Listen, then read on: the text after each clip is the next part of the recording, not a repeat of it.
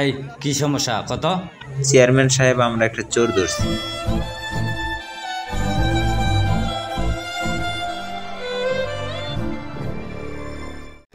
এই বেটা, কথা কস না কে? কথা কবি না তো? আচ্ছা, কথা কর, ব্যবস্থা করতেছি তোরে। চেয়ারম্যান সাহেব, কোনো কথা নাই, ও চুরি করতে আইসে, ওর হাত কেটে দেব।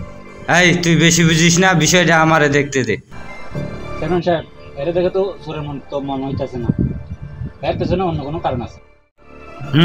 এরকম কিছু হতেও পারে। আচ্ছা, ওর কাছে কিছু জানা যাক। করে এর শিকল খুলে দে।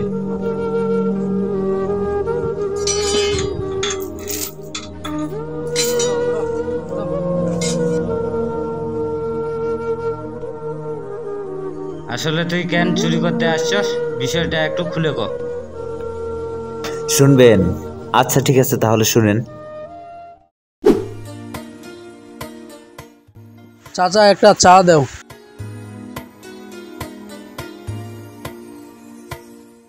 একটা ড্রাই কেক দাও।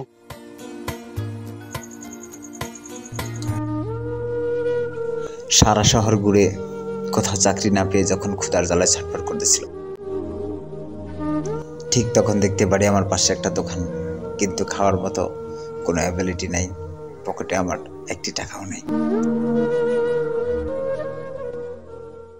ভাই, আমার একটা বিস্কুট দেন না।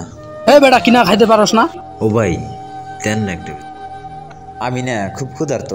বেটা, বাতাবাজি করো, যায় বাস না জানতে, সকাল সকাল মাথা নষ্ট করতেছি।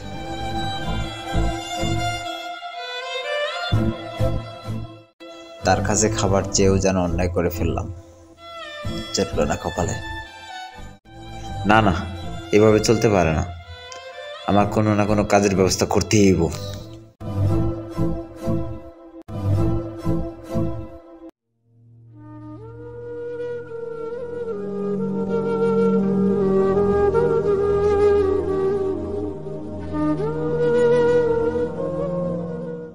তারপর আস্তে আস্তে যখন আপনাদের এইদিকে আসতে শুরু করলাম কোনো কাজের উদ্দেশ্যে,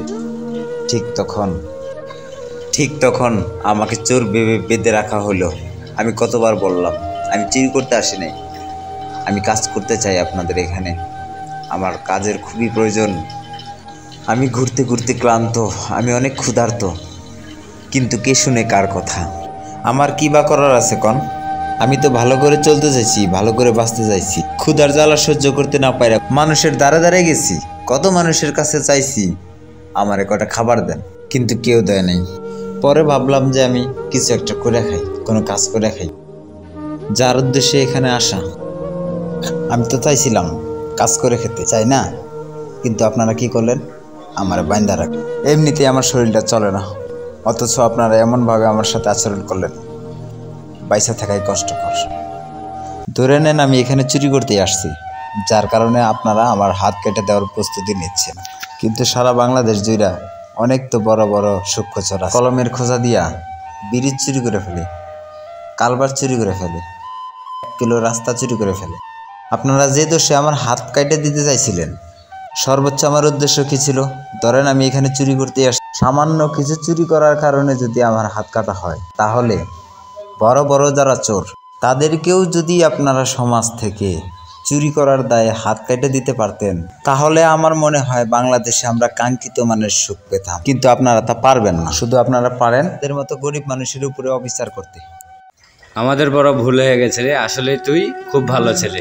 তোর কাজের যদি সমস্যা হয় আমার সাথে চল, খাবি দাবি থাকবি। আজকে থেকে তুই আমার ছোট ভাই। এদেশে অনেক শিক্ষিত বেকার যুবক আছে, আসুন আমরা সবাই তাদের পাশে দাঁড়াই।